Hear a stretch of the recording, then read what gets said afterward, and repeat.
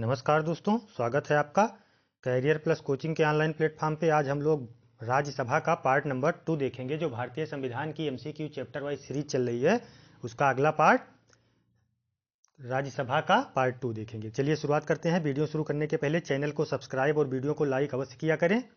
देखते हैं आज का पहला क्वेश्चन।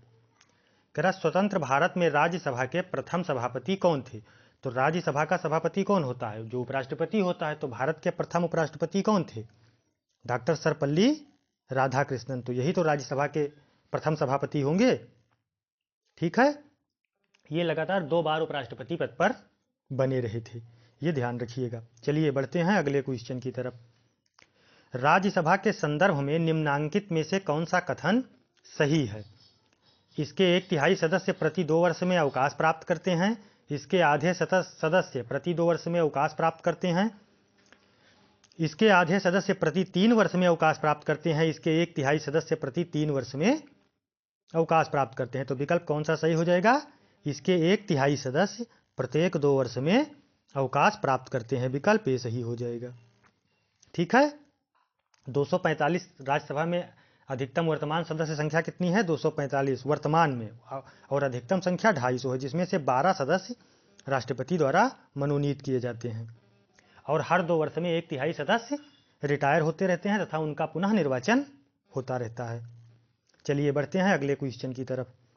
निम्नांकित में कौन राज्यसभा का एकांतिक शक्ति के अंतर्गत आता है? अखिल भारतीय सेवाओं का सृजन, आकस्मिक रिक्तियों में भारत का उपराष्ट्रपति निर्वाचन, किसी राज्य की विधान परिषद की समाप्ति, अपने सभापति को आपदस्थ करना। तो अनुच्छेद 32 के तहत अखिल भारतीय सेवाओं के निर्माण का अधिकार सिर्फ राज्यसभा को प्राप्त है। इसमें लोकसभा का कोई अधिकार नहीं है। ठीक है, तो विकल्प कौन सा सही हो जाएगा? ए विकल्प, अखिल भारतीय सेवाओं का सृजन, ये केवल राज्यसभा की शक्ति है। निम्न में से किसके संबंध में राज्यसभा को लोकसभा के अपेक्षाकृत अधिक अधिकार प्राप्त हैं? धन विधेयक, धनेतर विधेयक, नई अखिल भारतीय सेवाओं का गठन, संविधान का संशोधन। तो अनुच्छेद 312 में यह प्रावधान किया गया है कि नई अखिल भारतीय सेवाओं का गठन राज्यसभा करेगा। ठीक है, तो विकल्प कौन सा सही हो जाएगा?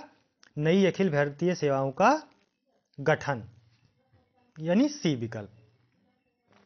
चलिए बढ़ते हैं अगले क्वेश्चन की तरफ। राज्यसभा को कौन ऐसे अनन्य अधिकार प्राप्त हैं जो लोकसभा को नहीं प्राप्त हैं? राज्य सूची के किसी विषय को राष्ट्रीय महत्व का घोषित करना, राज्य सूची के विषय को राष्ट्रीय महत्व का घोषित करना, अखिल भारतीय सेवाएं स्थापित करने का अधिकार संघ सरकार को देना, उपयुक्त दोनों इनमें से कोई नहीं। तो अखिल भारतीय सेवाओं को स्थापित करने का अधिकार अभी पिछले क्वेश्चन में आप लोगों ने देखा, लेकिन राज्य सूची के किसी विषय को राष्ट्रीय स्तर का महत्व देने के लिए यह अधिकार राज्यसभा को प्राप्त है, क्योंकि ये राज्यों का सदन होता है। तो विकल्प कौन सा सही हो जाएगा? उपयुक्त दोनों। ठीक है, सी विकल्प, उपयुक्त दोनों। चलिए बढ़ते हैं अगले क्वेश्चन की तरफ। नई अखिल भारतीय सेवाएं स्थापित करने की दृष्टि से विशेष महत्व है लोकसभा के प्रस्ताव का, राज्यसभा के प्रस्ताव का, संसद के प्रस्ताव का, विधानसभाओं के प्रस्ताव का। तो ये किसका प्रस्ताव है? राज्यसभा का प्रस्ताव है। विकल्प कौन सा सही हो जाएगा? बी विकल्प, राज्यसभा का प्रस्ताव। संविधान का अनुच्छेद 312 राज्यसभा को निम्न में से किसका अधिकार प्राप्त करता है? तो अभी बताए पिछली बार आपको, पिछले क्वेश्चन में आया था कि अखिल भारतीय सेवाओं को सृजित करने का अधिकार अनुच्छेद 312 में वर्णित किया गया है कि यह राज्यसभा का अधिकार है। ठीक है, तो विकल्प कौन सा सही हो जाएगा? एक या अधिक अखिल भारतीय सेवा सृजित करने का अधिकार अनुच्छेद 312 में वर्णित करके राज्यसभा को यह दिया गया है। तो विकल्प सी सही हो जाएगा। बढ़ते हैं अगले क्वेश्चन की तरफ। केंद्रीय संसद राष्ट्रीय हित में राज्य सूची के विषयों पर कानून बना सकती है यदि राज्यसभा इस प्रकार के एक प्रस्ताव पारित करे, लोकसभा इस प्रकार का एक प्रस्ताव पारित करे, राज्यसभा उपस्थित सदस्यों के 2/3 विशेष बहुमत से एक प्रस्ताव पारित करे, और संसद विशेष बहुमत से एक प्रस्ताव पारित करे। तो कह रहा है कि संसद राष्ट्रीय हित में राज्य सूची के विषय पर। हाँ, तो राज्य सूची के विषय पर संसद कानून कब बनाएगी? जब राज्यसभा में उपस्थित सदस्यों के 2/3 यानी विशेष बहुमत से कोई प्रस्ताव पारित करके राज्य सूची के विषय का अगर राज्यसभा भेजती है, तब संसद उस पर कानून बना सकती है। तो विकल्प कौन सा सही हो जाएगा? सी विकल्प, क्योंकि ये राज्यों का सदन है, जो राज्यसभा है ये राज्यों का सदन है, इसके सदस्य राज्य के विधानसभाओं के निर्वाचित सदस्यों द्वारा चुनकर राज्यसभा पहुंचते हैं। इसलिए राज्य सूची के विषय पर अधिक अधिकार राज्यसभा को दिया गया है।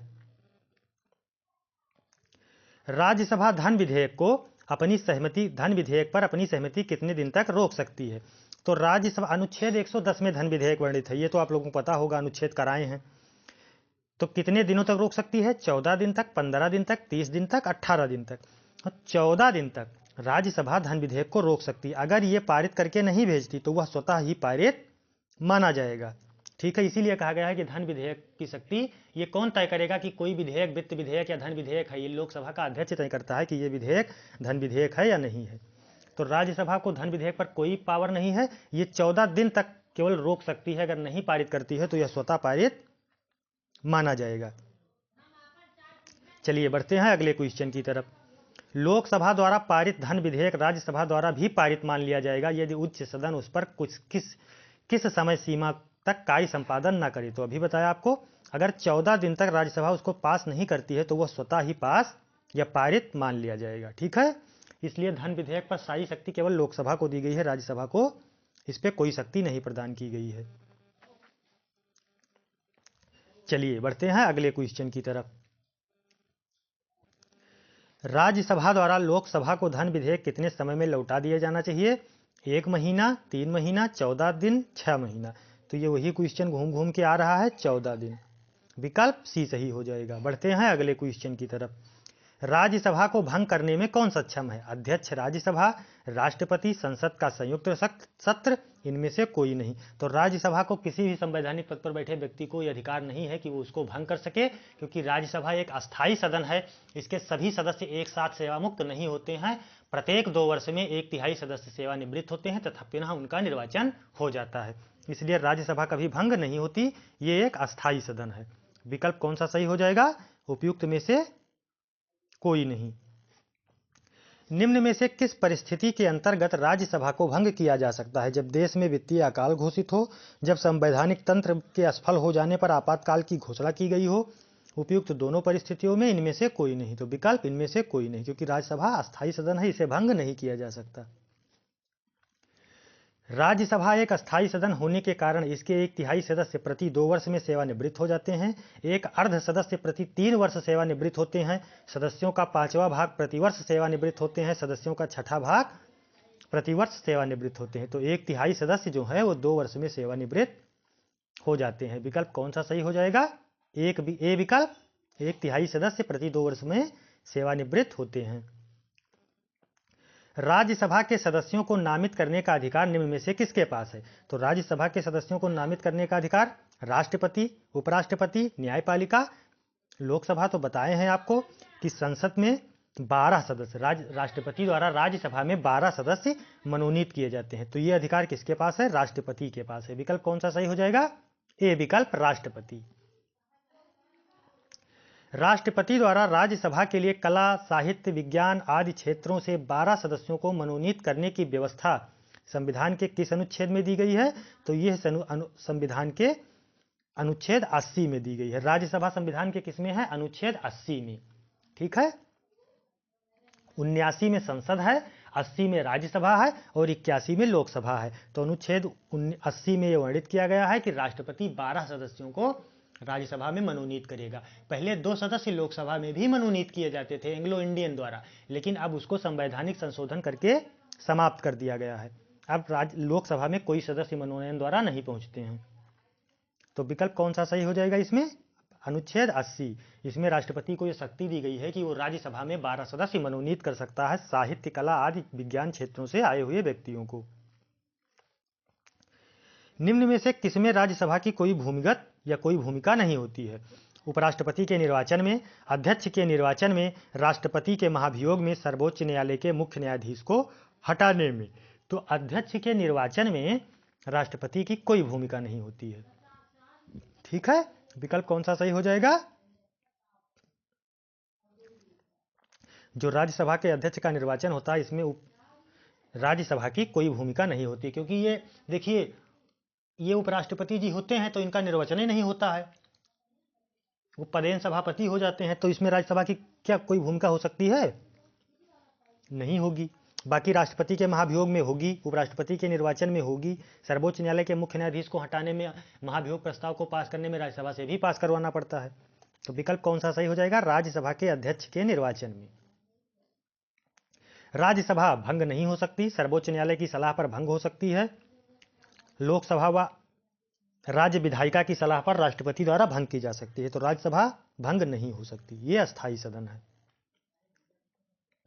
राज्यसभा है एक अस्थायी सदन। अस्थायी सदन वह सदन जिसमें प्रमुख प्रधानमंत्री होता है, वह सदन जिसका कोई प्रवक्ता नहीं होता है। तो राज्यसभा एक अस्थायी सदन है। विकल्प कौन सा सही हो जाएगा? ए विकल्प।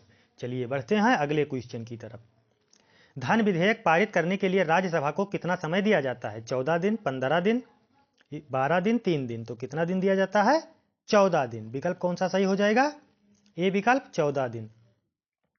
राज्यसभा सामान्य विधेयक को अधिकतम कितनी अवधि के लिए रोक सकती है? 14 दिन के लिए, 1 माह के लिए, 3 माह के लिए, 6 माह के लिए। तो कितना दिन के लिए रोक सकती है? 14 दिन के लिए। चलिए बढ़ते हैं। सामान्य विधेयक कह रहा है ना, सामान्य विधेयक 14 दिन नहीं होगा। सामान्य विधेयक जो है 14 दिन नहीं, 14 दिन तो धन विधेयक रोक सकता है, सामान्य विधेयक 6 माह तक। विकल्प कौन सा सही हो जाएगा? 6 माह। ठीक है,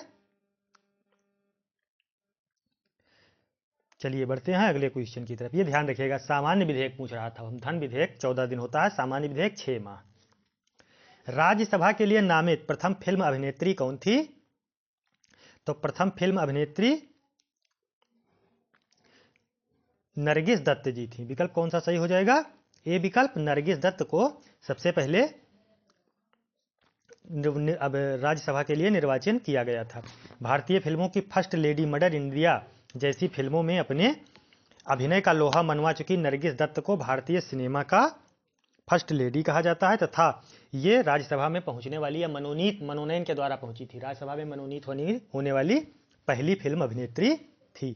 अच्छा, फिल्म, अब ये भी तो पूछ सकता है आपसे कि प्रथम फिल्म अभिनेता कौन था राज्यसभा में पहुंचने वाला? तो प्रथम फिल्म अभिनेता पृथ्वीराज कपूर जी थे। ठीक है, ये ध्यान रखिएगा, प्रथम फिल्म अभिनेत्री नरगिस दत्त और प्रथम फिल्म अभिनेता पृथ्वीराज कपूर। चलिए बढ़ते हैं अगले क्वेश्चन की तरफ। निम्न में से कौन सा हिंदी साहित्यकार, ये इंपॉर्टेंट है, आपसे पूछा जा सकता है, हिंदी साहित्यकार राज्यसभा का सदस्य बना? तो कौन बना? सबसे पहले रामधारी सिंह दिनकर जी।